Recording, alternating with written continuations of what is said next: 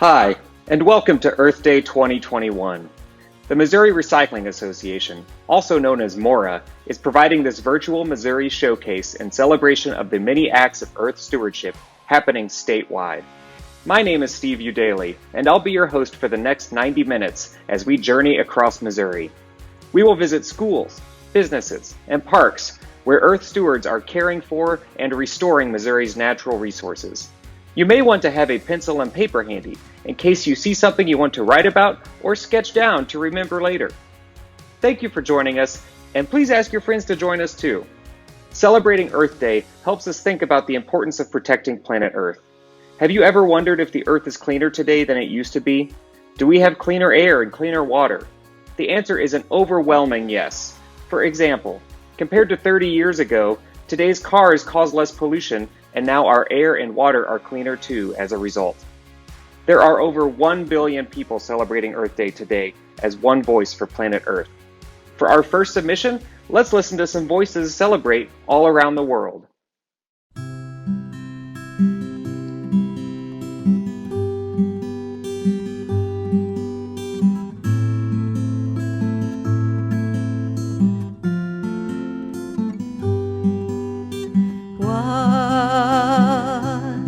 There is only one of us, only one of us, in many disguises. One. There is only one of us, only one of us. There is really only one. Akwe wanya chicken moo, said I a chicken moo. Amada yawa ben, nyunya pa ben lanyo, ben reglan, nyunya pa ben. Amutu kita idade,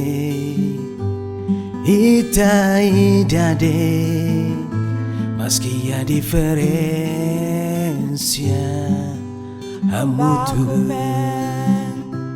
yawa yemu bako pen, yemu bako pen, ampa yawa yemu bako pen. Sadece birimiz var, sadece birimiz. Farklı görünüşlerde bir. Ribang we fella, bang we fella, ruri ribang we fella. كلنا واحد كلنا واحد من مختلف الأديان 是不用言语的默契，永恒的记忆，心与心相依偎在一起。Nous sommes seulement un, seulement un, en plusieurs aspects. हम सब एक ही हैं, बस एक ही हैं. हम सब अब एक ही हैं. There is only one of us, only one of us, in many disguises. One. There is only one of us, only one of us. There is really only one.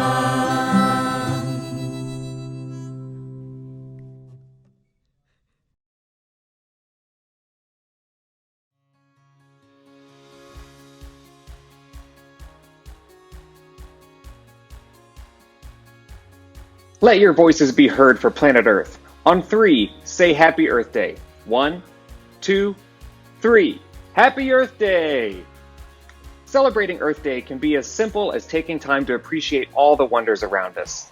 Flowers are blooming, bugs are buzzing, as spring brings an explosion of life. Today is a day for each of us to claim our sense of wonder and our connection with the natural world. Nature reminds us of the wonder and complexity of the world, from the tiniest insects to the farthest reaches of space itself. Let's hear more about one of those very special insects. Hi. This is a true story about how I met a beautiful creature. It started with a gift, and I had no idea how wonderful that gift would become. At the beginning of the summer in May, my friend Mimi, who is a master naturalist, brought me this plant. It didn't look like much. I wasn't that impressed. And she said, plant this where you can see it every day. So I planted it about 35 feet from my back door, so I would see it every day as I'd come and go. And it grew tall and gangly, maybe 2 or 3 branches. It had pointed leaves. It was a milkweed plant. They call it a milkweed plant because it has a milky substance in the leaves and in the stems that certain caterpillars, the monarchs, need in order to survive. I ignored that gangly plant for quite a while until one day I noticed there were 30 caterpillars crawling all over it. They were white, black, and yellow striped. They were voracious. They were chewing on all the leaves.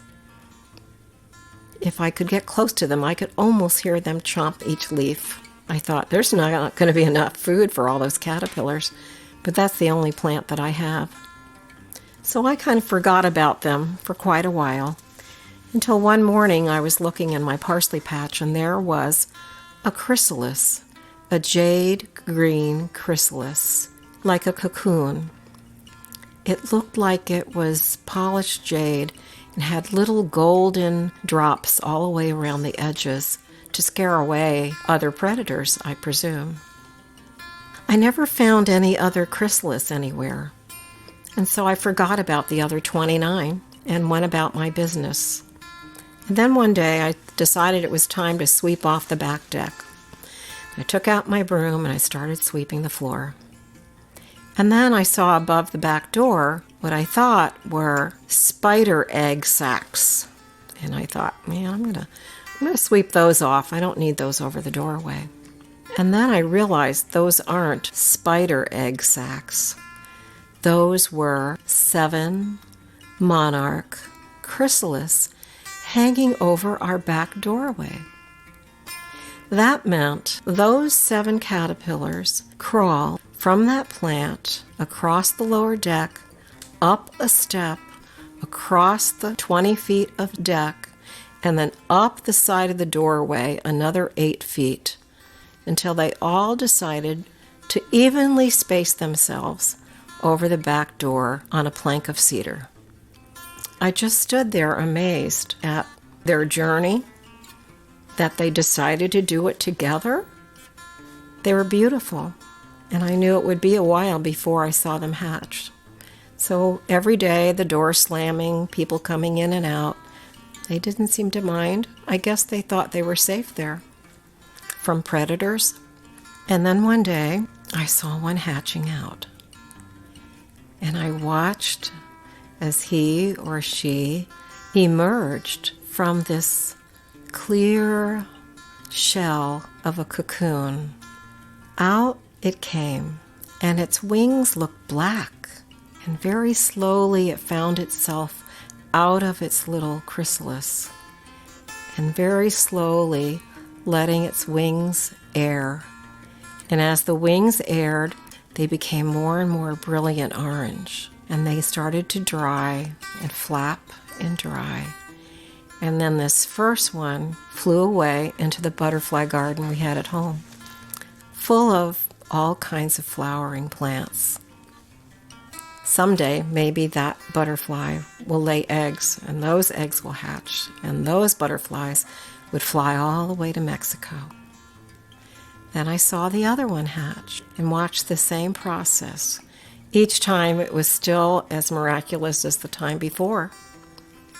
And then a sixth one hatched, and off they flew.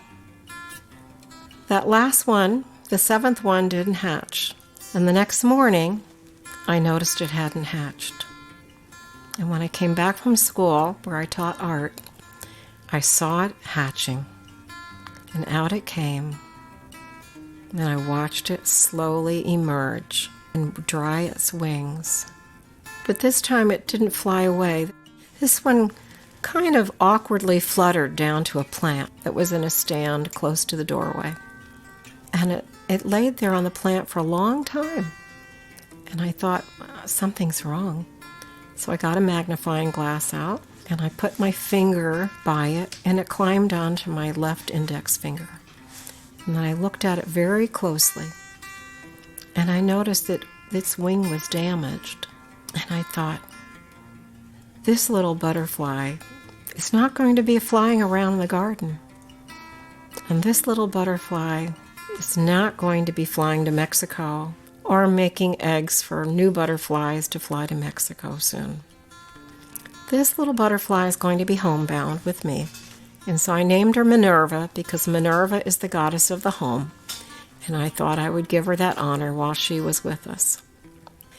I had to learn how to feed a butterfly, a monarch specifically. So I looked online, and the suggestions were sugar water, honey water, or a juice water. I tried the sugar water. She would not touch it. I tried the honey water. She would not touch it. Then I tried the apple juice, a little drop on my finger, and she rolled out her circular straw of a proboscis, this tongue of a straw, and she sucked up that one drop of apple juice from my fingertip. Aha! We have the recipe. So I knew that I was going to have to feed her every hour or so, or every 2 hours. So I borrowed a net house from my friend, the second grade teacher, Mrs. Roberts. She knew a lot about butterflies. And every couple of hours, I would feed her the apple juice, and she would roll out her tongue, her proboscis, and drink that drop, one drop at a time. It was really fun, and I got to really examine her very closely. The dots on her head and on her neck, her fuzzy body, the veins on her wings. The females have a thicker vein, and she seemed to be happy in her net. The next day, it's time to go to school. I had to take her with me in the car, in her net house, into the building, into my classroom, and I would feed her in between classes. One afternoon, when the second graders were filing in, they saw me feeding her. Oh, they were so curious. What are you feeding her? How do you feed it? What does it look like? Can we do it? So I told them to all go wash their hands really good, wash all the soap off, and dry them really well. And they came back in, and they made a circle in the room, anxiously waiting their turn. And they each got to dip their index finger into the apple juice water, and they reached out their little fingers, and she rolled out her proboscis, and she drank a drop from every one of those students, 26 children. She must have had a belly full. She didn't turn anyone down. They were all smiles. And I put her back in her net house, and they all proceeded to do their work. Well, the rest of the week went on, and that was the only class that got to feed her. And then when they came in the next week, it was her 11th day. And they said, oh, can we feed her today? Can we feed Minerva? And I said, well, Minerva isn't drinking today. And they looked puzzled. Why on earth isn't she drinking? I said, well, this might be her last day. Maybe she's done. And she may not have lived as long as other butterflies who's flown all over from flower to flower and had so many different kinds of nectars to drink. And so she may have a little bit of a shorter life. But it's been a good life. She's gotten a lot of love, and she's taught us a lot. She's taught me a lot. So I'm pretty grateful about that. And they said, but she's not going to drink anymore? I said, I don't think so. We have to accept that. So they said, well, can we bring her out to the garden so she can sit on a flower? I said, I think that's a really good idea. So we all went out to the butterfly garden. We had built that a couple of years before, a 750 square foot butterfly garden in the shape of a butterfly, 2 wings of beautiful host plants, flowers and bushes, and an 18-foot body down the middle of a butterfly. They picked out an orange Mexican sunflower to put her on. We set her gently on that flower and watched her. And she actually did roll out her proboscis and drink a little nectar from that flower. And then Matthew said, she feels like a butterfly now. We all smiled. We were so happy. He said, but she's never flown. Then you see everyone's shoulders just kind of shrugged. Well, Matthew, that's true, but there's nothing we can do about that. At least she's on a flower. It was a quiet, sunny, still day.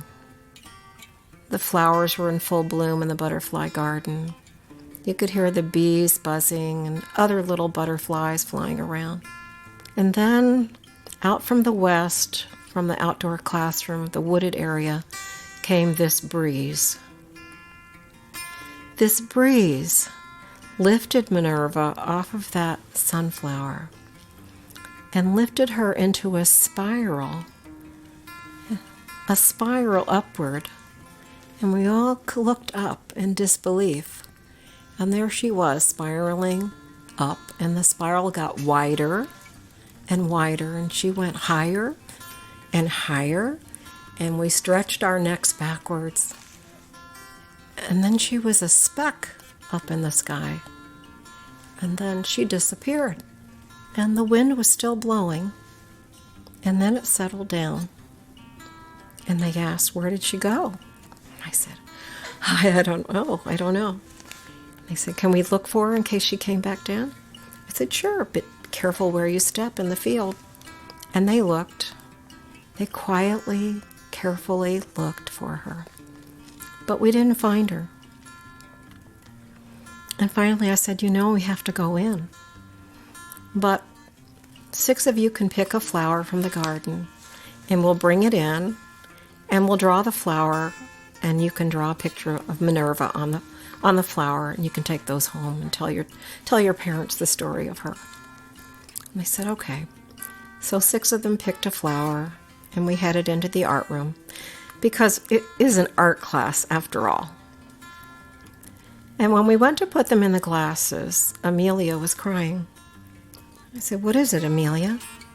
And she said, I broke the stem on my flower, and now it won't be able to drink any water. I said, oh, that's not a problem. Let's get a Band-Aid out and give this flower a splint, and it'll straighten right up, and it'll drink the water. It'll be just fine. And while we're doing this, you all can help too. Just stretch out your arms towards the flower and wiggle your fingers and send all your love to this little flower, and that will take care of all the trauma of having the broken stem. It'll be just fine. And so all the glasses of the flowers went on to the 6 tables, and they drew their pictures. They drew very quietly. There was a lot to take in today. The beauty, the flight, their hearts. And when they were done, I gathered up all the glasses onto a tray, and as they left the room, so quietly, I put the tray on the windowsill. That was Friday. It was a good week. We learned a lot from Minerva. I felt grateful.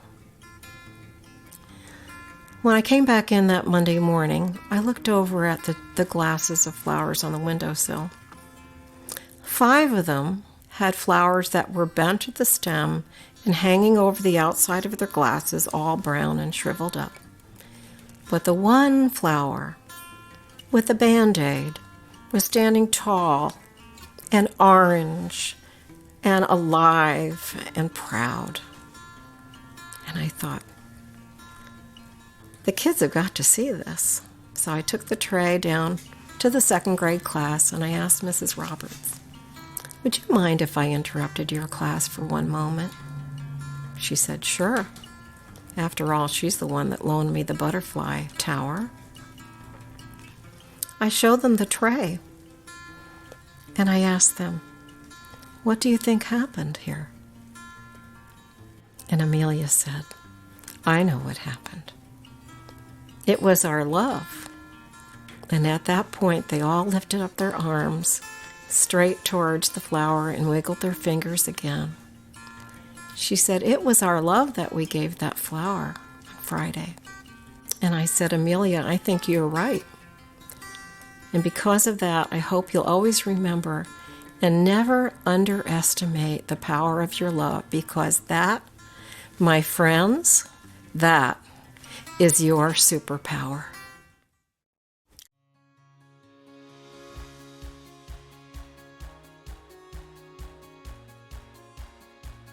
By pollinating the fruit and nut trees, vegetables, and more, bees, butterflies, and other pollinators are one example of how each creature plays an essential part in the health of the earth.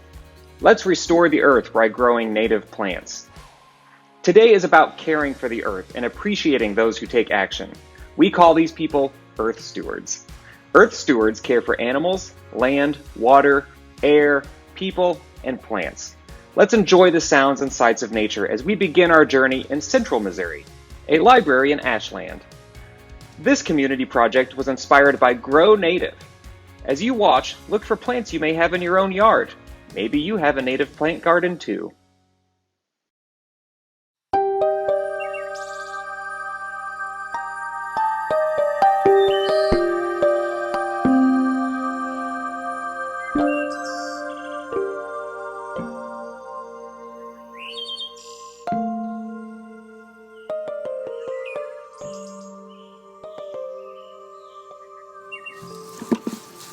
Oh, I love my job. It always looks better when I leave.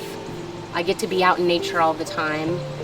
It's great exercise. It helps my mind focus on, things that are important. And it's satisfying, very satisfying.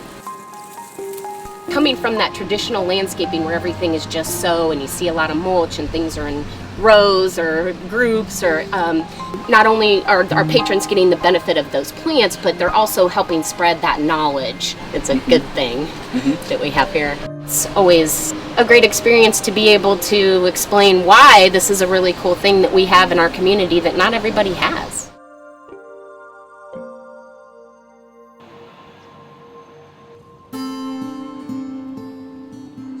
This is exactly the model. I want to bring teachers down here to show this is what we can do. And now it becomes the library is not only learning on the inside, but it's learning on the outside, and that's what we need to do. Here with the native plants, you need to keep up with it for a while, and then it's less. We want the kids to see that. How can we use schools to model not only good learning in biology and environment, but how can we take that and do it at home too? I think there's a lot of pride and curiosity about it because, as you know, the native plants aren't the traditional landscaped, very neat and tidy and big beautiful blooms all the time. So this gives them something special and unique, and we thought this would be something that would kind of put Ashland on the map and give the local community pride, but to have it be someplace where people come into the community just to see this.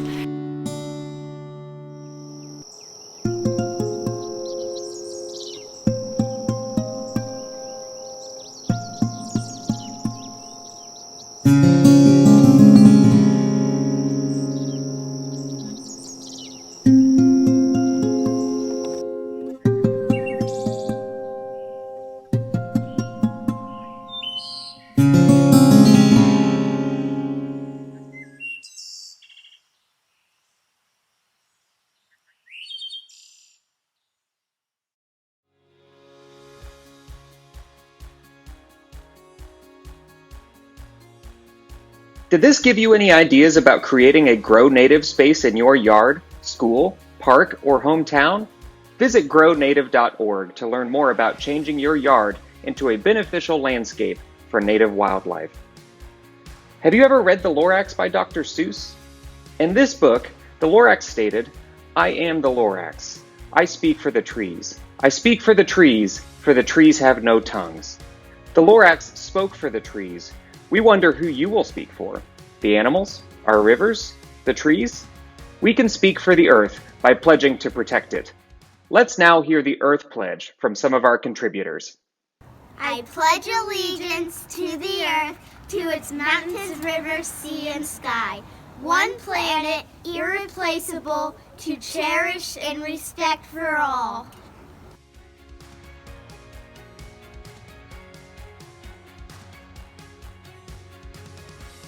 Now it's time for us to read the pledge together.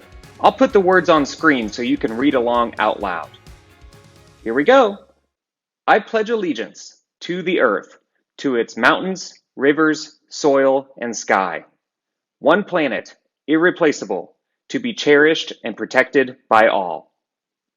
We hope you will go to the Earth Pledge website and share out this pledge. Remember, every day is Earth Day.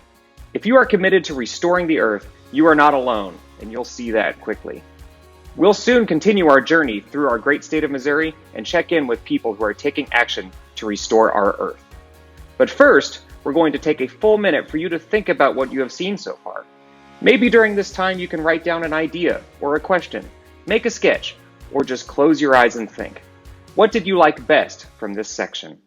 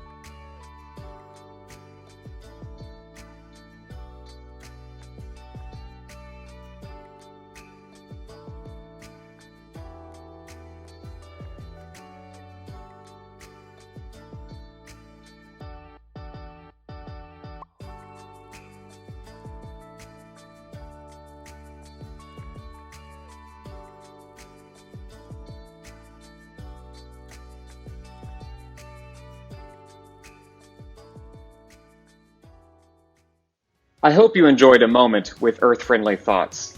We're now going to continue our virtual tour of Missouri Earth Stewards. If you are just now joining us, this is the Missouri Recycling Association's virtual Earth Day celebration. Next, we're off to the city of Owensville, where Earth Stewards have eliminated invasive plants that don't belong in Missouri. A group of specially trained volunteers used a controlled fire to bring back a native tallgrass prairie, similar to the way it looked when the buffalo roamed.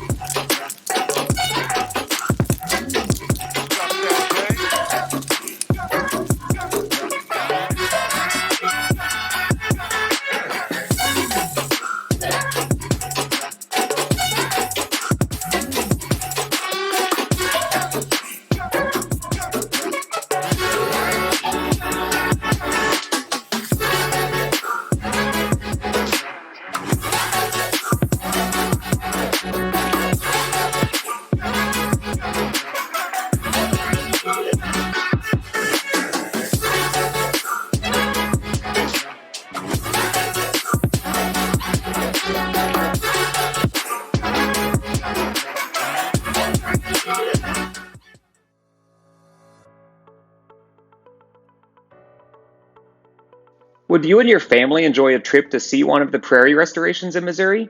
Find a native prairie near you on the website grownative.org. Missouri Green Schools is a self-guided journey. Early childhood through 12th grade schools can participate to set goals for environmental improvement activities and track their progress. Let's visit this Missouri Green School in DeSoto that is working to meet their goals.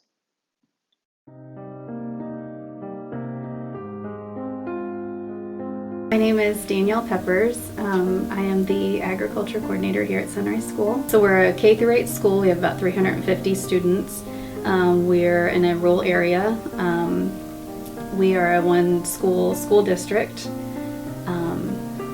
And we started our recycling green efforts about 5 years ago with a gifted class that was interested in gardening, and they planted a garden around our flagpole. That led to our recycling and compost efforts. Our green team was established in 2016 when we took the initiative on green efforts at Sunrise. We started recycling and compost programs which grew quickly, which are now student-led. We are here to educate our students today for their future tomorrow. It's shown that just the little things help with a bigger project. Keep working at it. Just because something gets in the way or things get complicated, don't give up, because eventually it does pay off. Green Ribbon has brought to light to our green efforts and made us realize that going green doesn't happen overnight, but to look back on where we started, it's astonishing. We plan to keep moving forward and to grow our green programs even more every year.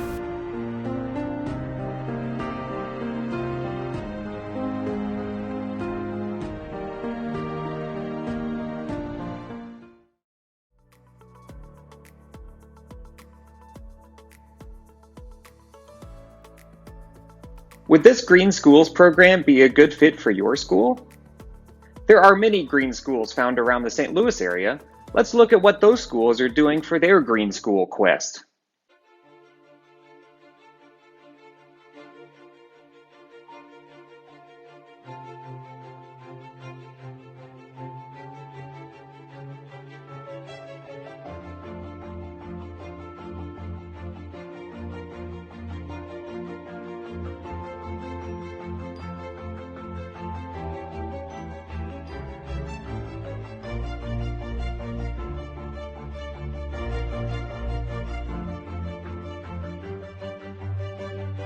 I know this is not the true leaves because it only has two. Do you know what this is? No, I do not, Alina. What is this? It's a rain barrel. A rain barrel? What is a rain barrel? It's when the rain goes in here and it comes from out of here. Native plants are more pest resistant, need less water, and attract local pollinators. We also chose seeding and pathway to make our garden accessible to students. Here is a sample of our work.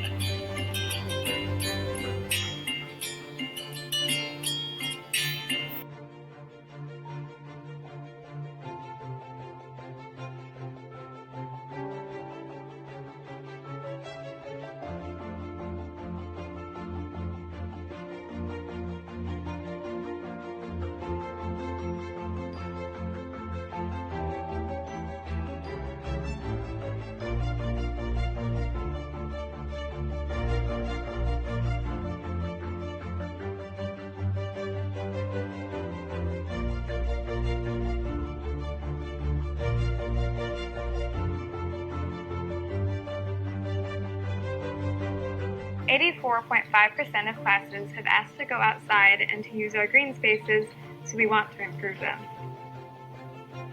According to our data, 56.3% of teachers surveyed would be more inclined to use the existing green spaces if there was adequate access to seating.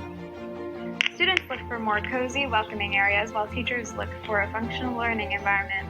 With that in mind, we looked into outdoor furniture made from repurposed materials.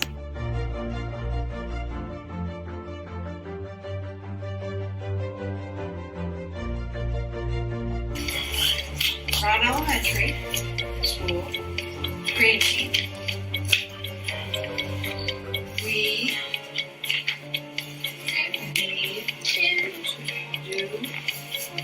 recycling.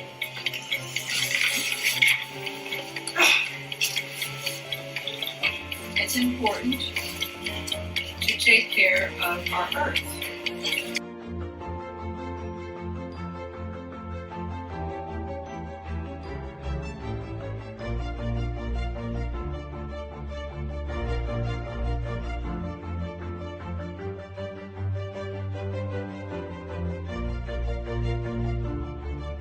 At school, people can ride bikes or just walk. If you're close, walking and biking is like a really good way to help reduce emissions. And you can stop idling in like a waiting line to get into school. In the car line for pickup and dismissal, we're putting up signs that say stop idling. Because everybody like has an effect on the world, and whether you mean to or not, it can go like it can be a bad effect or it can be a good effect. One person could definitely make a big difference.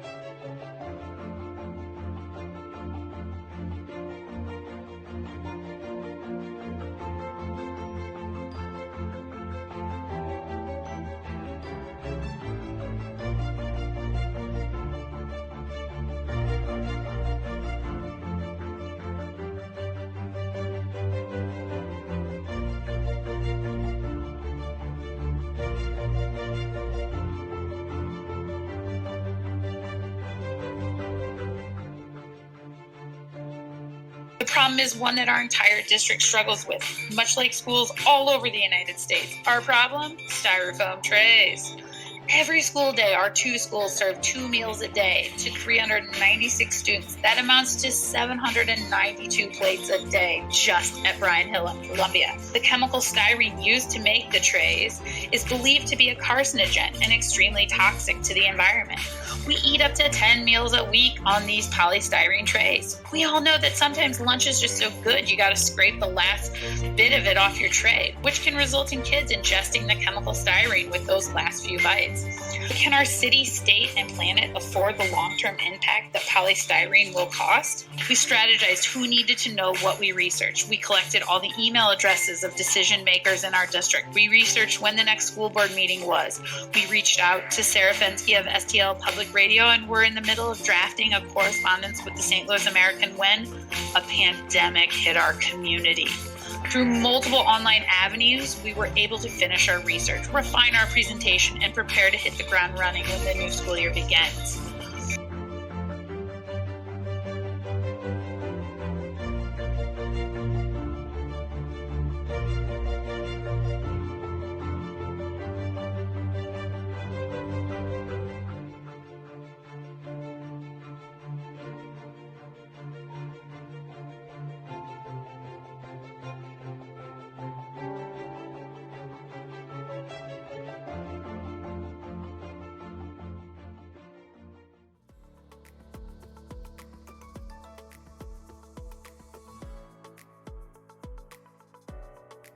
Wow, those were some fantastic ideas we just saw. Can you imagine your school doing a Green School Quest? Now let's head south to the city of Herculaneum, where we'll check out the amazing projects created by high school students and displayed at their Green School Eco Fair. We've got everything set up. The kids were working really hard on all these projects, And we stayed really late last night with a bunch of kids to set all this up. So let me give you a tour. All right, here's a bunch of old textbooks. Instead of throwing them away, we've kind of made an art projects. We call it kind of for ecology and in our environment. I think we all need to be educated. That's kind of the first step to understanding that. So that's kind of our little spiral of knowledge. We have these little cute footsteps that kind of lead us through. Our first stop is water, and we have a huge water drop that kind of represents the ocean. We have all kinds of fish in it, and the kids made fish that were kind of mutated to show the effects of the toxins. We have lots of trash in there. Over on this side of the wall, we have a bunch of people kind of jumping up, making comments about global issues here. Here we kind of have our techno thing. These robots don't need fresh air or water or food, so the Earth's just perfect for them. So kind of all our robots area that we made. Flipping you around here, we've got some posters the kids made. This is kind of our recycle, repurpose area. So the kids made some cool things. Recycled some spoons that were in the cafeteria and made a lampshade and some flowers. This young lady took her ukulele case, I think it was, and kind of remade it into a jewelry box for her. As we go over here, we have a bunch of eco poems that the kids wrote using books that were going to be pitched away. They used pages of books to do that. Here we've made sculptures using branches that were on the ground. Kind of have like a little monster scenario set up here. It's actually kind of cool. The kids actually took some paper and made kind of a sculpture out of this using kind of a paper mache thing. So he's kind of a little gruesome, but really cool. Okay, kind of go into what we call our forest area. Here's kind of our issue. We've talked a lot about endangered species. So kind of our red fox in Missouri is one of the ones that we focused on. This is a really cool statue.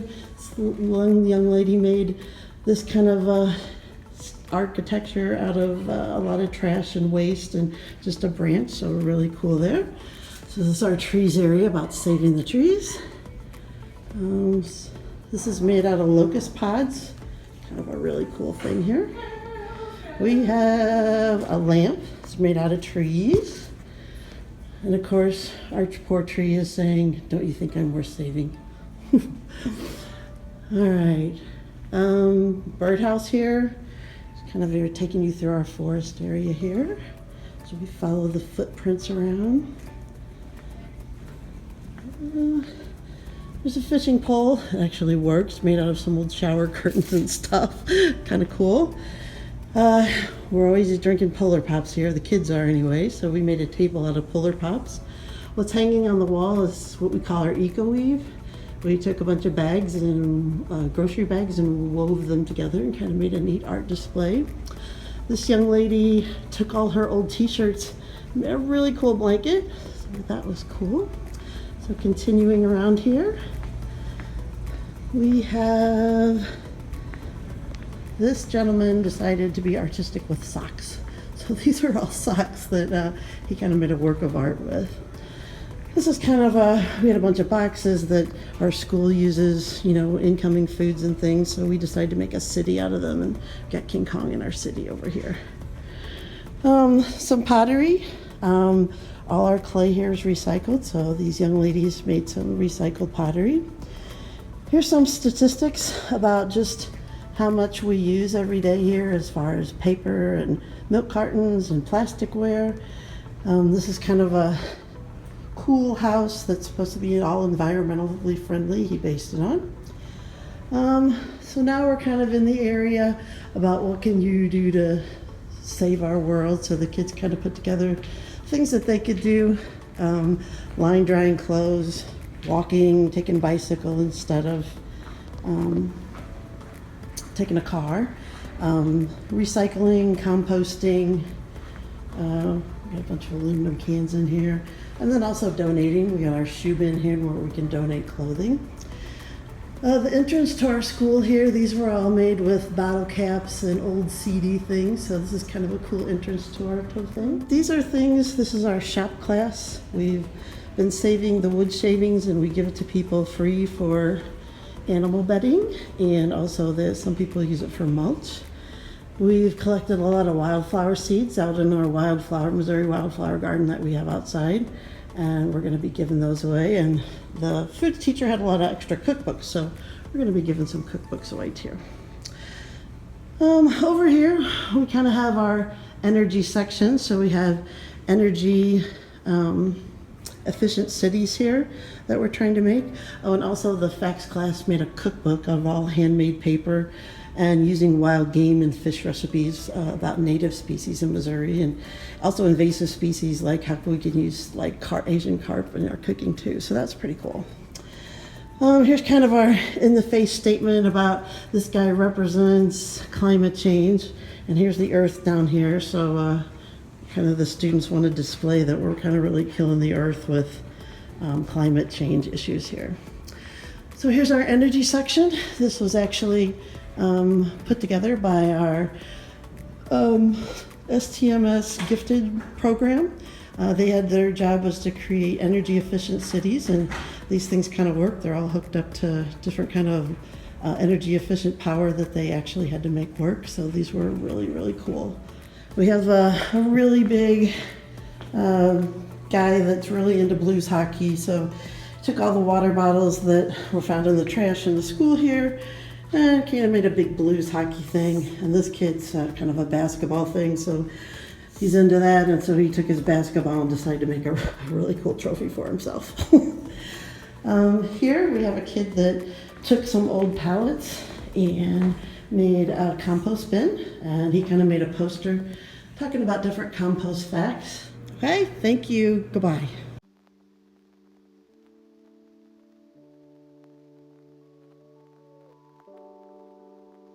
We are going to take a full minute for you to think about what you have just seen.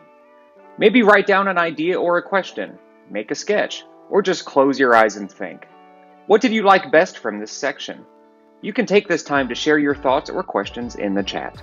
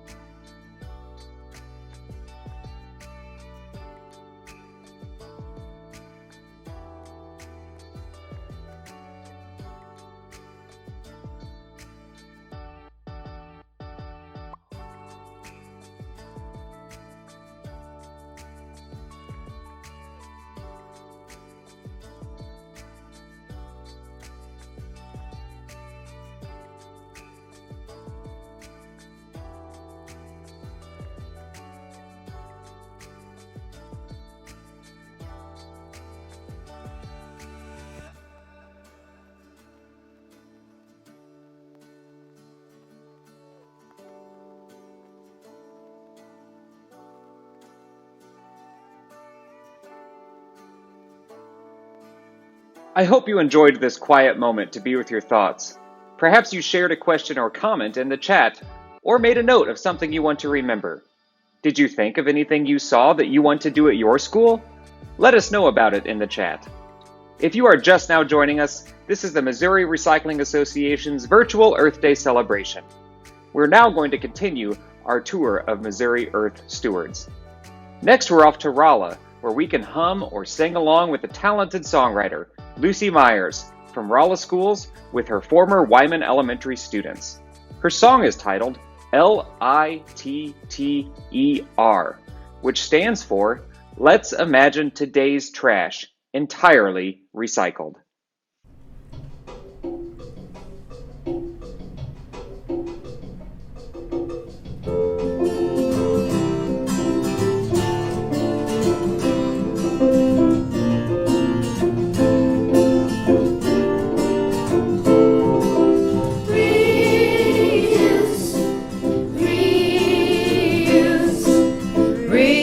Recycle your art supplies.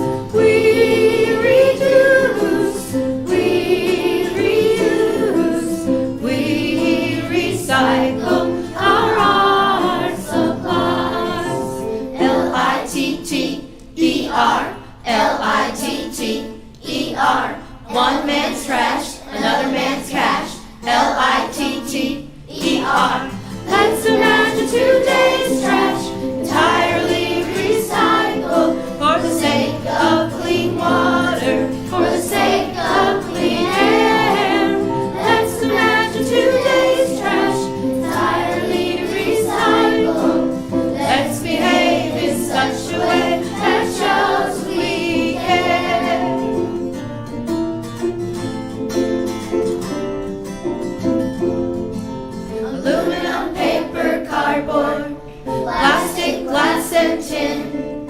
Old clothes and cell phones can all be used again. Let's imagine today's trash entirely recycled for the sake of clean water, for the sake of clean air. Let's imagine today's trash entirely recycled. Let's behave in such a way that shows we care. Let's behave in such a way that shows we care.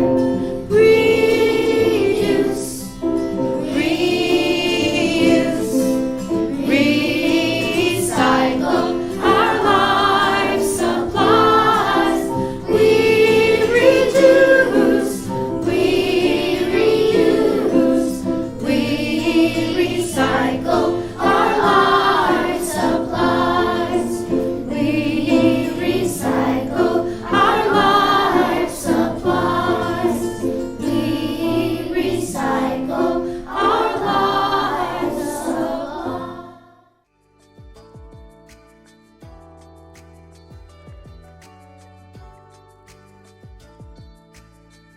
Recycling is just one step in what we call closing the loop. Think about newspapers. They can be made into all kinds of usable items, including egg cartons. The next step in closing the loop is using that carton and then recycling it to make something else and keep the cycle going around and around. Make it, buy it, use it, recycle it. Make it, buy it, use it. Well, you get the idea.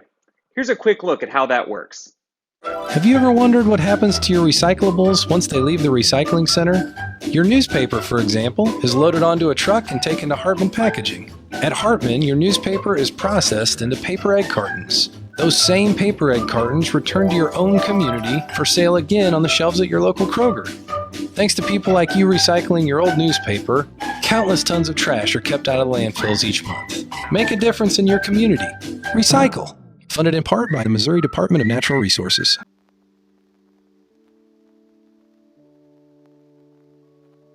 Now that's what I call closing the loop. Be sure to rethink your choices at the grocery store and buy reusable, recyclable items, such as those cartons made from newspaper. When you throw something away, where does it go? Watch closely so you can tell others why it is important for everyone to be waste-wise. The mounds of garbage in the U.S. continue to grow. The last several years, U.S. homes have generated more than 250 million tons of waste. But where does all this trash go? Where does your trash go? Did you know that much of this waste is actually a resource that can be recycled instead of being wasted?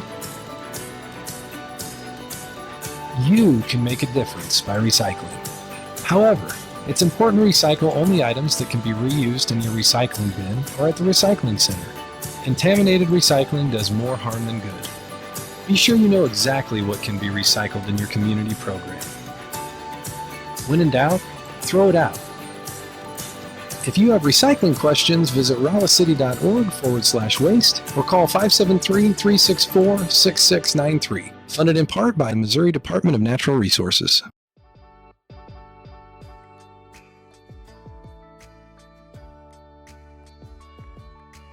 When you throw something away, where does it go?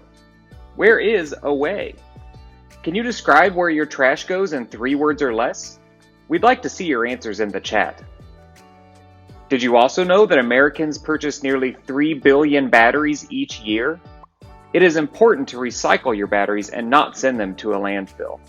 Batteries can now even be recycled into a product that farmers can use to make healthier food. Hi, I'm Scott Vollmer, president of Go Recycle, located in Rolla, Missouri.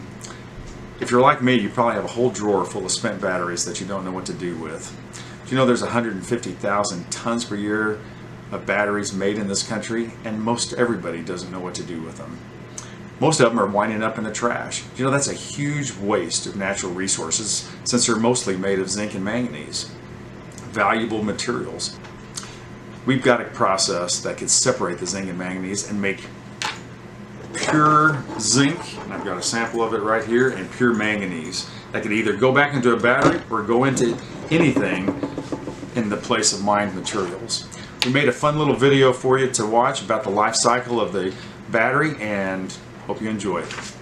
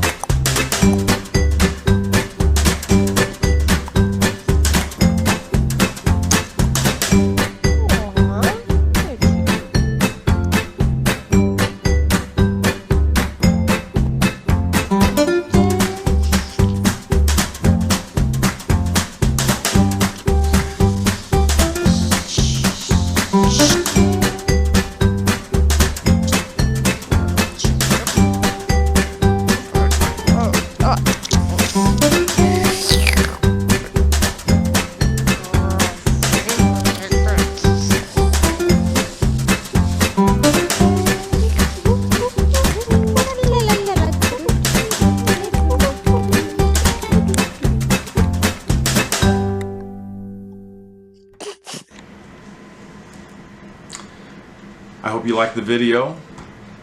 As you can see, it shows two paths in the life cycle of a battery. So, what can you do? You know, we either all go to work or go to school, or we're part of a city municipality. Check and see what they're currently doing with the batteries, and if they're not doing anything responsible with them, be sure and tell them about us. We've got a nice, easy battery recycling kit, and if they make more than what fits in a box in a reasonable amount of time, we could work directly with them and figure out a good way to get them to us. So we hope you follow us on Instagram. We'd love to see you there, and we also put updates on our plant expansion. It would be great to have you follow along with us as we go along our journey. So we'd love to have your batteries, and we hope to see you soon.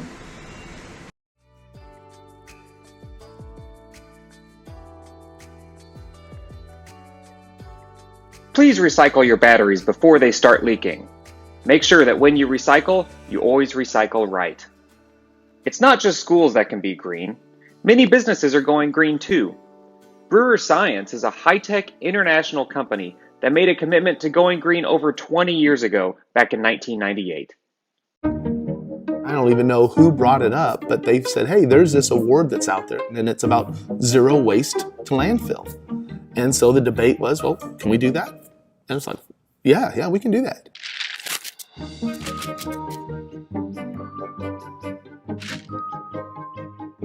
When I first started, we were just recycling our basics. Basic recycling, things like that. Cardboard, plastics, paper, aluminum cans. There was always the focus on sustainability, on environment. We started measuring what is that impact that we're having on wastes and usage of our utility. And as we started looking at this, we're like, hey, this is something special. We're really having an impact.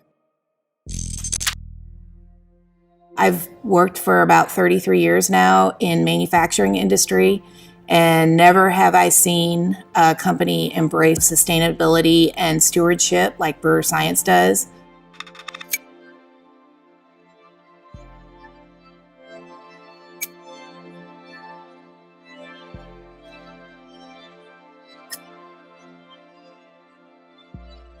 You know you've hit it when the employees are driving the changes. Terry's priority has not been on direct and calculable return on investment. What he always says, I can walk out my door and I know I'm not ever going to be stepping on waste that I produce. If you implement something, then it takes effect on the environment right away. It's really neat to walk around and you can see the signage that talks about Green Circle certification and the pathway there. Our customers hold Brewer Science above our competition in a lot of respects. Not only do they recognize if we're conscientious enough to care about our environment and our community as much as we do, then what is our attention to detail when we manufacture product? Companies are realizing that their global impact, their stewardship, their impact on the community at large is playing a part in their success. The more we interact with other companies, share our experiences, find new ways together, we're seeing ourselves beyond our own walls.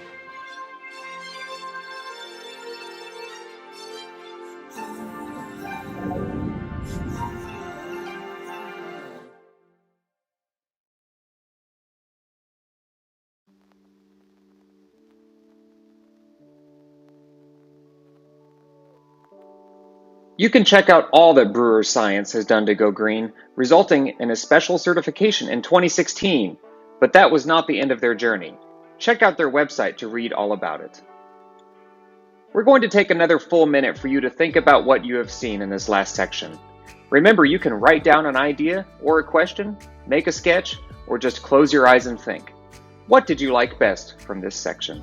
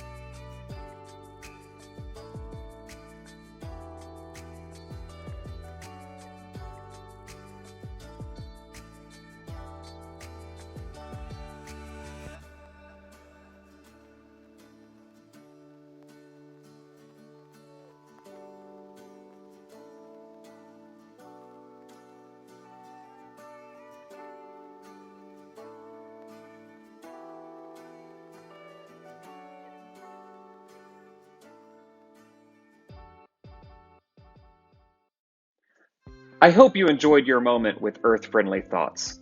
We're going to continue our virtual tour of Missouri Earth Stewards.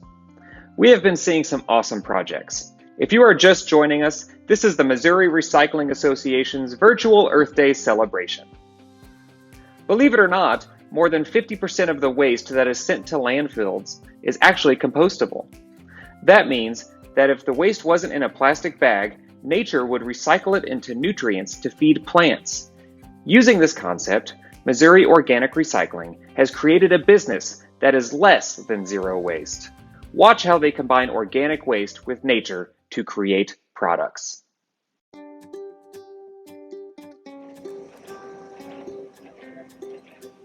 We've been doing food waste compost since 2005. Till today, you're looking at 465 million pounds of food waste we've composted. That's enough food waste to fill Arrowhead Stadium. So this nature-wise compost is the material we put back in the community that goes from farm to table to compost, back to farm, back to table again. This is completing the circle. We are one of 10 facilities in the United States that has one of these machines, this Tiger depackager. We are the only facility in the United States that does it this way. So as you can see behind me, the plastic is falling on the floor. It goes to waste to energy. The food waste gets pumped into tanks that you've seen, and then into the mixer. The mixer creates the compost mix. The compost takes about 6 to 8 weeks. And then all the stuff you see behind me also is going to waste to energy. So it goes to a cement plant where it gets burned for energy. From the very beginning of this site, Missouri Organic has been a partner with us. So we've gotten, hundreds of yards of compost. We've gotten wood chips. Basically any resource that we've asked for, they've always been here to deliver and help us get this project going. Yeah, that took maybe 20 minutes with the blower, so pretty cool. In 2011, the Kansas City Chiefs started collecting organic materials from Arrowhead Stadium. We've partnered for over 9 years with Missouri Organic and collected over 1,261 tons of organics. We challenge our fans not only to help us compost at Arrowhead Stadium, but also in their daily lives. I'm the educational arm for Missouri Organic Recycling. About a year ago, we built a poster, a diagram called Food Too Good to Waste. It's kind of the ideal food recovery system for Kansas City. We're using the poster, the song, and the website to teach kids all over the metro and all over the country, adults too. It's win, win, win, win, win. When you do things right, the benefits kind of cascade. Yo, I got a story about a problem we are facing. We're creating and maintaining a big mess across the nation. It's a problem with the food. Almost half is wasted, left till it's outdated. Goodness never tasted it. Food too good to waste. It starts with preparation, the peeling and the chopping, work that must be done. Not a lot of fun, but the battle to be won is to keep it out of the dump. Food too good to waste. Food too good to waste. Food too good to waste. Food too good to waste. Yeah.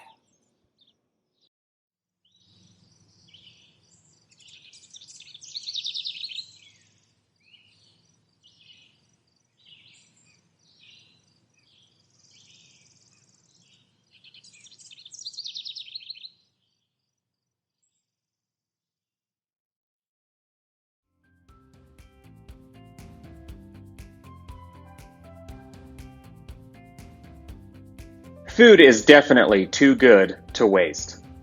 Did you put something in the trash today that could have been composted instead? We hope you will share your answer in the chat. In just a few weeks, it will be Compost Awareness Week. This is the perfect time to start composting or show off the composting that you are already doing. Feed the earth. Compost. Happy Earth Day. I'm Steve Callis, the Missouri State Coordinator for International Compost Awareness Week. I'm speaking to you from the Columbia, Missouri Compost Demonstration Site. I'd like to speak to you about International Compost Awareness Week.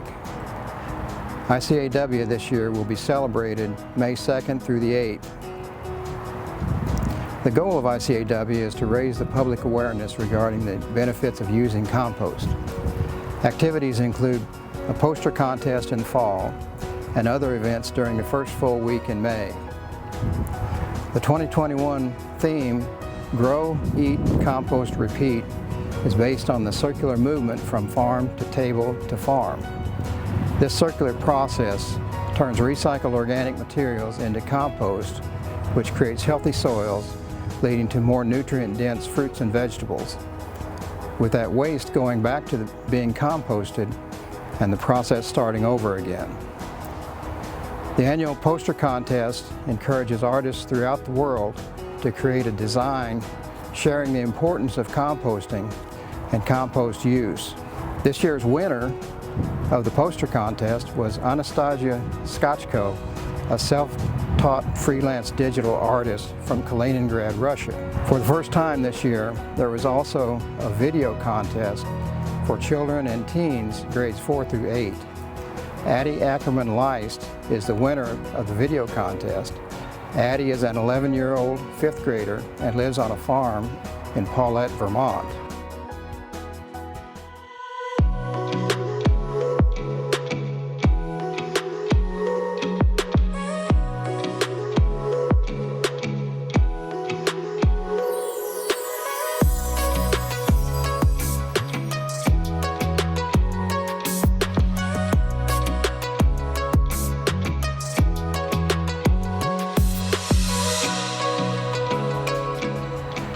The City of Columbia will be holding free compost workshops via Zoom during International Compost Awareness Week.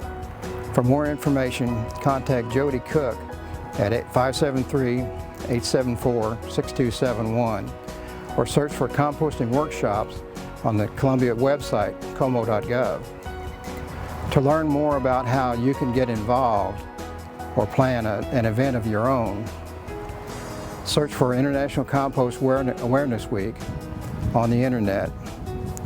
There you'll be able to get information on events or ideas about scheduling an event of your own.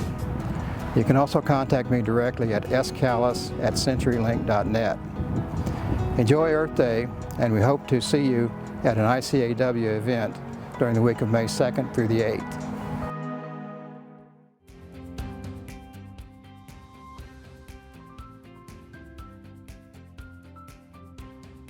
Do you compost your organic waste? We would enjoy hearing about your composting activities in the chat. And actually, on that note, we have a question in the chat that we're going to ask of one of our experts. The question, how can I get involved in composting? If you have space available, you can set up a compost bin in your backyard. If you don't have the space but still want to get involved, you may want to try vermicomposting, composting with worms. Your public library should also have resources on composting. So now that we know how to start composting, what do we do with all that compost we've made? How can I use it to reduce the human impact on the environment? This video, Using Compost, shows how real farmers and home gardeners use compost and other forms of organic matter to kickstart several beneficial processes. These processes start with the addition of compost, mulches, and cover crops to increase the nutrient supply in the soil, bringing it to life. Farmers' crops respond to this kickstart with increased growth and leaf production. Plant leaves are where photosynthesis occurs, pulling carbon dioxide, a greenhouse gas, out of the atmosphere. A mature tree can pull up to 48 pounds of carbon out of the atmosphere in just 1 year. Conventional farming methods have changed the environment, causing a reduction of some species of plants, insects, and animals in an ecosystem. By shifting to farming practices that restore soil to support these environments, we can reduce our human impact on the environment while still retaining productive farms. Composting reduces waste sent to the landfill while providing a perfect ecosystem for decomposers to do their job, which is to create nutrient-dense soil.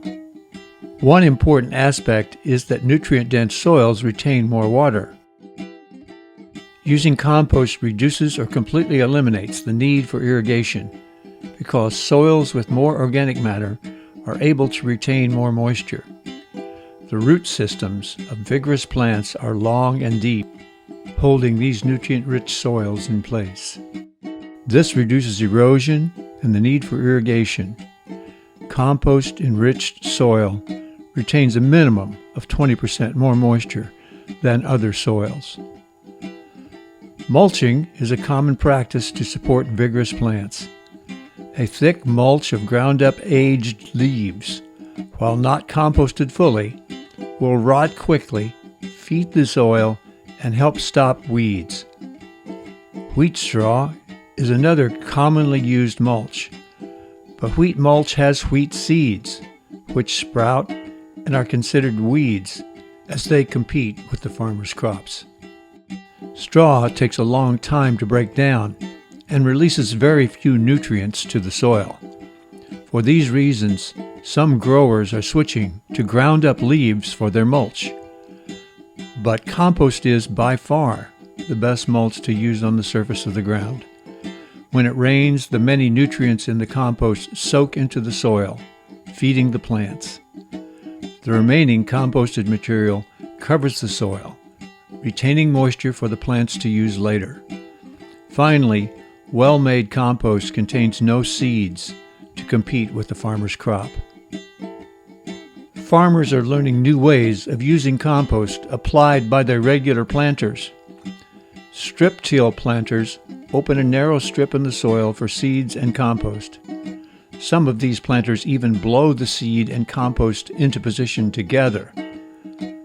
Other farmers spread compost all over their fields. This takes a special spreader and lots of compost, but it helps keep the life in the soil vibrant. Carbon emissions and pesticide use can be reduced by using compost. Pests can be controlled by planting a wide variety of plants which feed more diverse populations of insect species. These diverse insect populations serve to counteract any pest outbreaks. Healthy plants are naturally more resistant to pests. Beneficial nutrients such as compost can easily be produced either on the farm or nearby. This can eliminate the use of transporting truckloads of fertilizers or pesticides with vehicles that burn fossil fuels. Producing synthetic fertilizers also uses lots of energy. Use of fertilizers and pesticides cause species to die off or move away. Composting supports healthy soils, diverse plants, and ecosystems. Many farmers use compost as a starter to put in the ground as seeds are sown or plant starts are planted. This helps the plant all season to hold water and have the food it needs to grow. Cover crops are grown specifically to protect and enrich soils. This cover crop on the herbivore farm is a diverse mix of different types of plants. What happens below the ground is that these plants leak some of the sugars they make into the soil. This feeds a robust web of life that lives, dies, and composts in place to produce rich, dark soil. Herbivore also uses pigs to eat the plants, root up the earthworms, and churn the soil while fertilizing it with their wastes. The only real cost is the seed for the cover crop, which can be grown on the farm and harvested for this use. Compost creates a diverse soil ecosystem that helps fight off problems with fungi and blight, making it a valuable way to improve turf grass. When nature is involved, 2 + 2 = 9. It's the only system we have that creates more life the more we encourage it. Thanks for learning more about how we can use the idea of turning waste into resources through composting. With this knowledge, you are now ready to create a Food Too Good to Waste project that can teach these ideas to your school, your community, or even further, creating a knowledge cascade of your own. We can't feed the soil, then let the soil feed us. We can take some knotty problems and let diversity solve them with cover crops and mulch. Do do do do do do do do do do.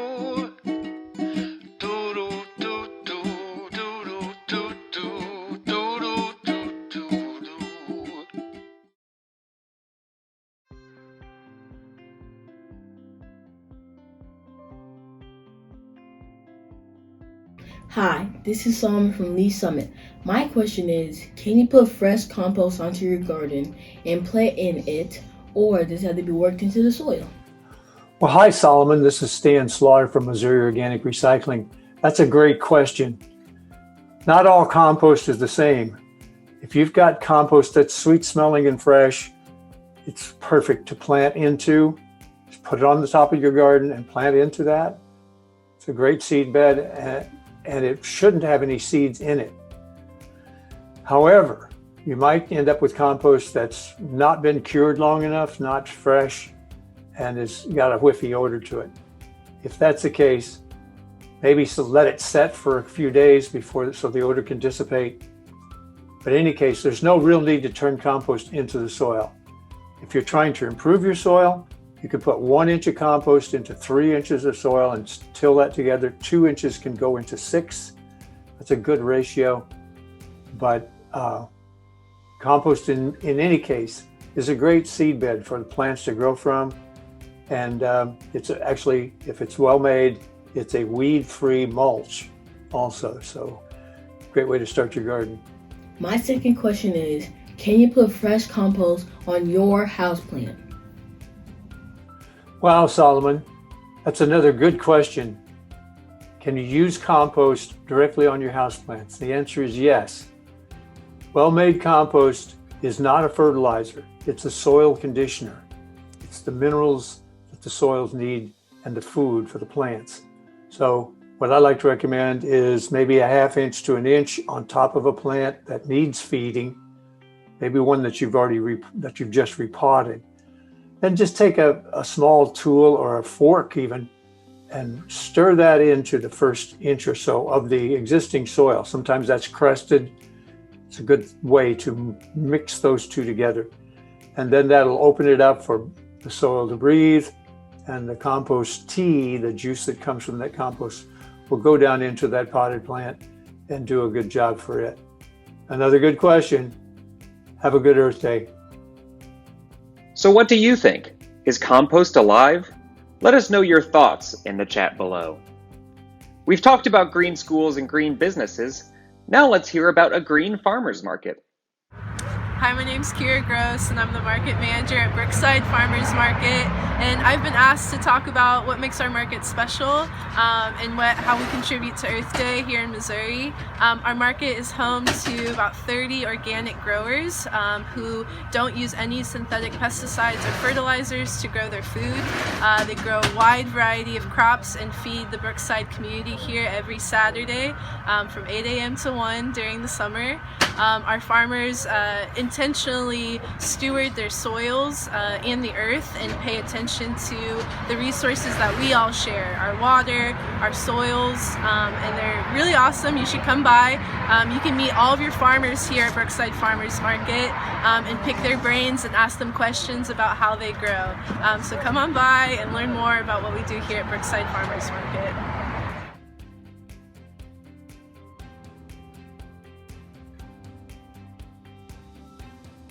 Is there a farmers market near you? A farmers market is a great way to buy local, and we should always try to buy local whenever possible. Tom sells produce from his farm at the Brookside Farmers Market. Listen as he explains some of the green practices that he uses. Hi, I'm Tom Ruggieri, farmer at Fairshare Farm. Our farm's located up north of Excelsior Springs. We've been farming this is our 19th season, using sustainable farming practices. And one thing that we do is we have a fermentation kitchen on the farm. So we raise the vegetables and we prepare a lot of fermented vegetables. It's all live culture. One thing that we feel is important to say is that, the life in our ferments actually comes out of the life in our soil. So we not only sell our vegetables in our jars, but also the life of our farm. And so we've been at the Brookside Market for the last 4 years, and I'm the chair of the market.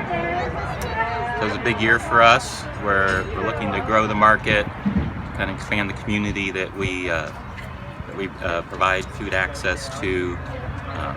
We have standards to join the market where synthetic fertilizers, pesticides, herbicides are not allowed, and our farmers use regenerative farming practices. So we're doing a lot of building of the soil as kind of a fundamental part of our farming practices. And so we hope you can come down and meet our farmers and join the market.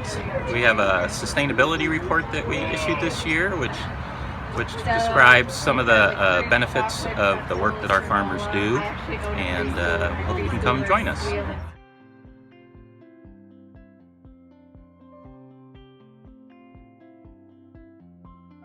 Compost helps plants grow healthier, and that helps people grow healthier too. So we've seen green schools, green businesses, and green farmers markets. Now, let's see how Kansas City goes green through an environmental engineering project using many earth-friendly ideas.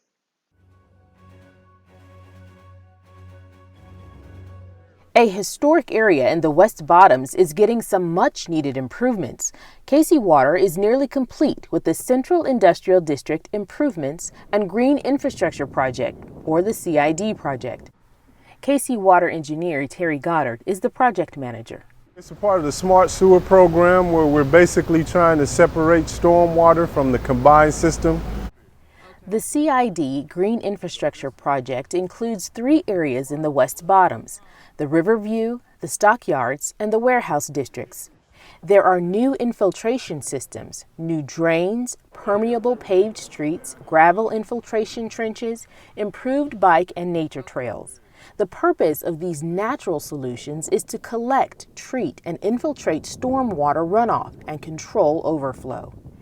In the Riverview district, from Wyoming to Mulberry Street underneath the I-70 viaduct, engineers designed an infiltration system to catch rainwater, as well as an above-ground collection system.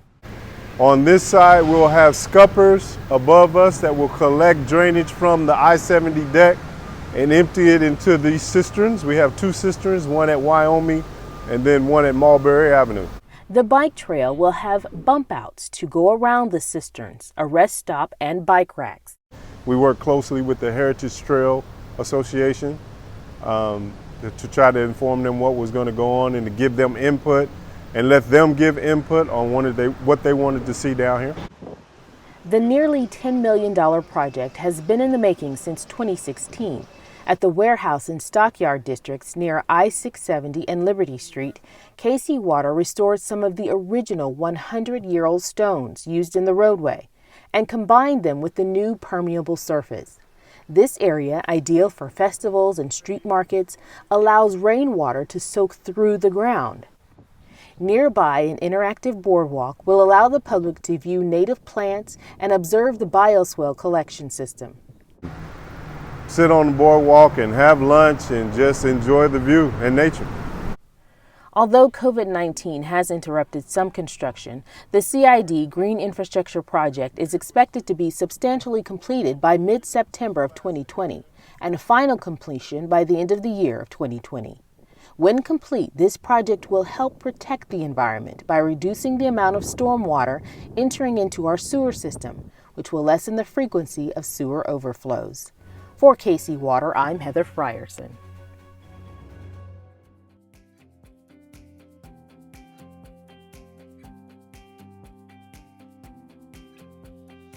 We've seen projects that have helped restore the Earth. Just imagine if everyone did something.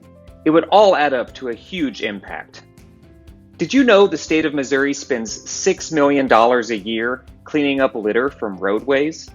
The next project shows student art from the Ozark Rivers Waste Management District's annual Earth Day Art Contest, which this year was themed Go Green, Keep Our Planet Clean. Going green means taking actions to keep our Earth clean and healthy. Could you create an art piece that helps people remember to be Earth friendly?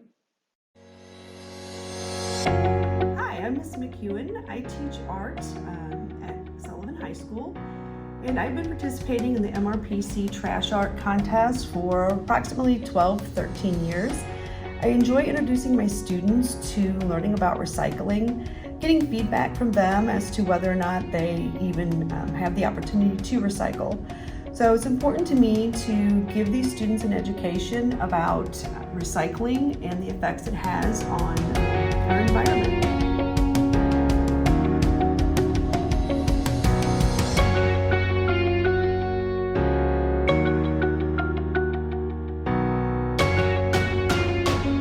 Hello, my name is Xavier Elliott, and this is my design for Earth Day 2021. It is a vending machine. This year's theme, Go Green, Keep Our Planet Clean, is all about making right choices to really help the Earth. Here, you can see I've written down that paper cardboard takes 3 months to decompose, while plastic takes about 450 years to decompose. Now, when I thought of the theme to make right choices, when I thought choices, I thought, well, what's a machine that makes choices? A vending machine. Just full of choices.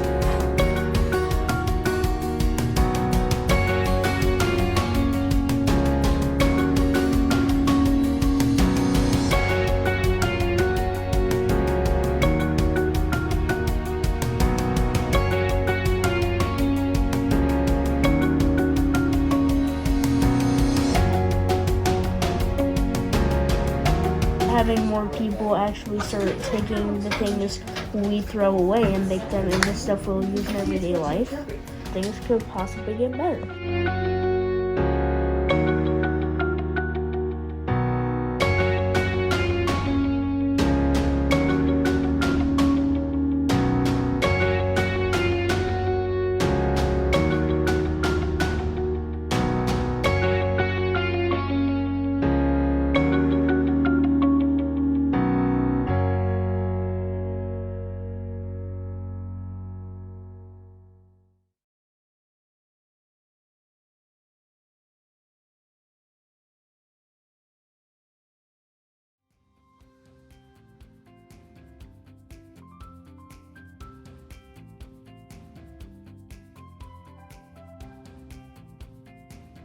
Correct trash disposal is important and earth-friendly for plants, animals, and humans.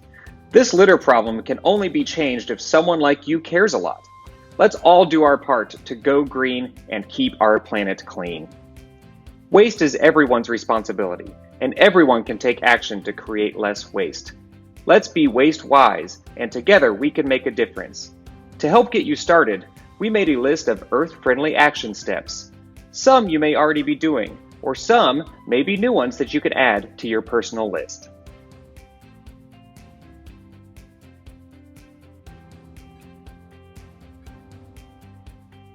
Use your voice to tell others about being an Earth Steward. Respect nature. Grow native, nature-friendly parks. Become a Missouri Green School. Keep Missouri litter-free. Correctly dispose of waste. Ask your city about their waste reduction plan. Rethink your buying habits. Choose earth-friendly packaging. Refuse single-use items like straws, styrofoam cups, and plastic utensils.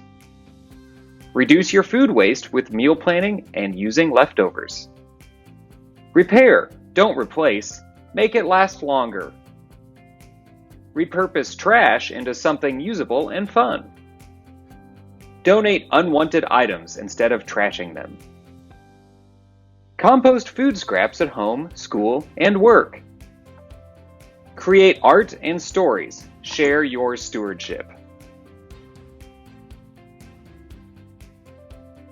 Thank you for joining MORA today on our virtual tour of Missouri's stewardship projects that are restoring our Earth. We hope you saw something new or gained new perspective on something you already knew about. Most of all, we hope that you are thinking about what you can do and have a vision for a project to restore the Earth. Please share your vision in the chat. We would like to thank all of the contributors who shared their stewardship with us today. These contributors will be listed in the closing credits, so you may reach out to them for support with your project or to help support theirs. Thank you to everyone in our audience who are truly the Earth Stewards of Missouri. Your actions will restore the Earth. To close out today's virtual event, please join me in saying the Earth Pledge. Don't worry, I'll count you in. Ready? 1, 2, 3. I pledge allegiance to the Earth, to its mountains, rivers, soil, and sky. One planet, irreplaceable, to be cherished and protected by all. Thank you again for joining us for the Missouri Recycling Association's 2021 Virtual Earth Day celebration. Now get out there and be good stewards of Earth.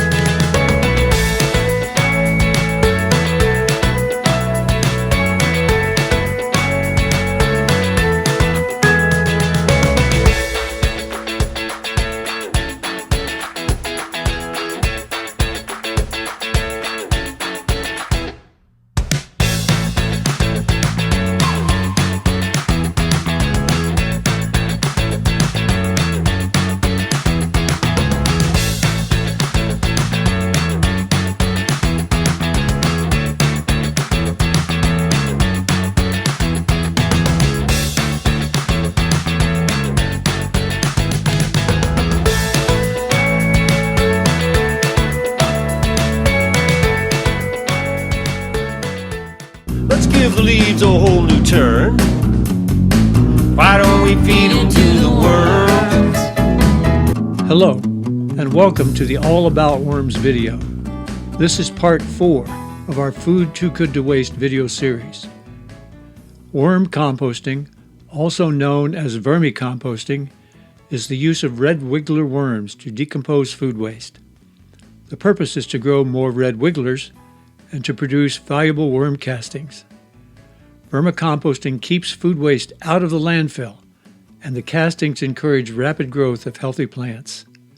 The process is simple and works with anything from small bins to giant factories. Worm bins are easy to manage and produce no odor. Worm composting allows us to experience the full cycle of turning dead and rotten materials into worms and worm castings, which then can grow healthy food. Worms are easier to care for than a plant. They can tolerate lapses in attention, like if you forget to water or feed them regularly.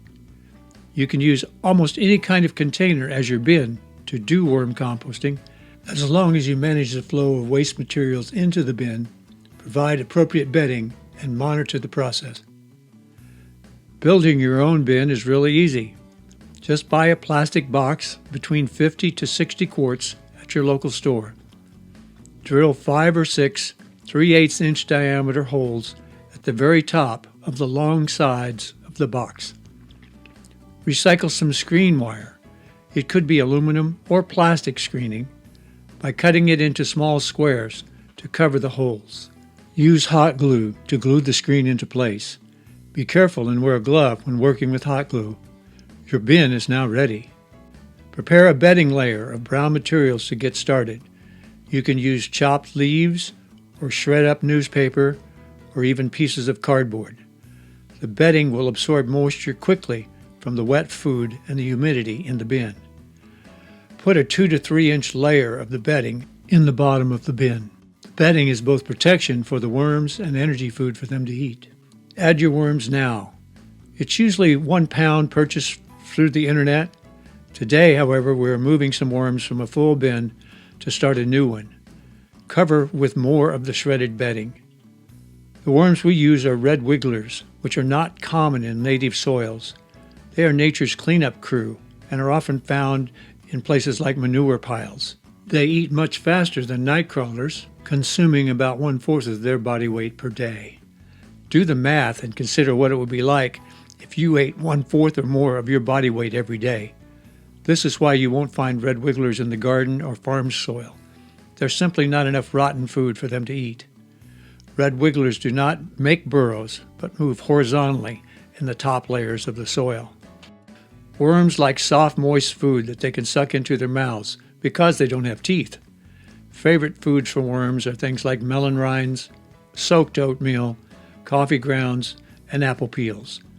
Running the food through a blender will make it into small pieces that will be easy for the worms to eat. This food slurry will disappear quickly because it's 100% ready for the worms.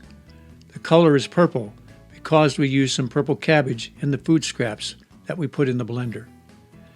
The energy and nutrients from the food and the brown materials are digested by the bacteria and the worms. Adding foods that the worms can't eat will create an environment where the food rots and smells bad. This can ruin the balanced ecosystem in the bin. Avoid dumping a large quantity of any one kind of food into the bin at any one time. Now that you know what to feed your worms, it's time to add some food to your bin. Soaked oatmeal, squash, sweet potato skins work well. Don't feed too much at a time. Put a small amount of food in the bin and don't feed again until that food is gone. A 3-pronged garden fork is a great tool for working in the worm bin. When feeding your worms, pull the top brown layer back, add some food, and then gently cover again. Worms will continually eat the bedding layer, so add to the layer when you start to see the wet food and the castings breaking through from below. Balance the moisture level in the system by adding dry brown materials. Check the bottom level of the bin occasionally for liquid buildup. If there is liquid, there's not been enough brown material added or maybe too much wet food. Foul odors are the usual result.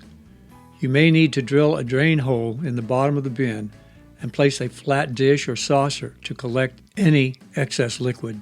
Usually, just a small amount will come out and evaporate.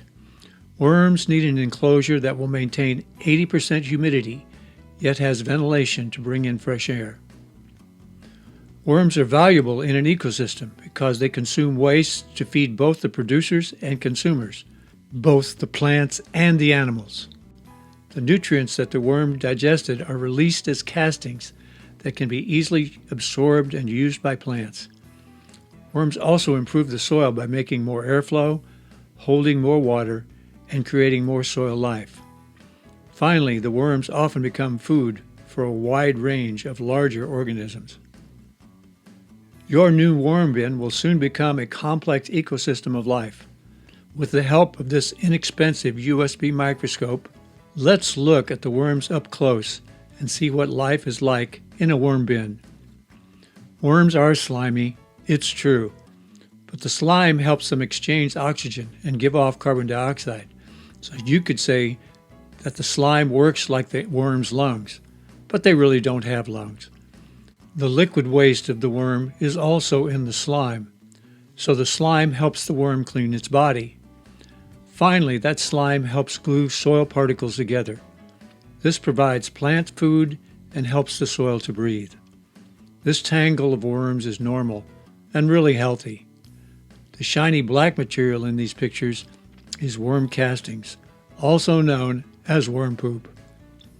Worms have tiny claws that can push out or pull in. You can see the claws on the bottom side of this worm. This is how they move. While you are looking through the worm bin, you will find little yellow or brown balls that look like tiny footballs. These are the worm's cocoons, or worm eggs. I photographed these cocoons on a penny just to give you an idea of how big they are. Yellow ones are new, and they turn brown as the babies grow. And this one is the empty walls of the cocoon after the babies have left. Baby worms in the cocoon eat the food around them, grow, and emerge as tiny clear worms.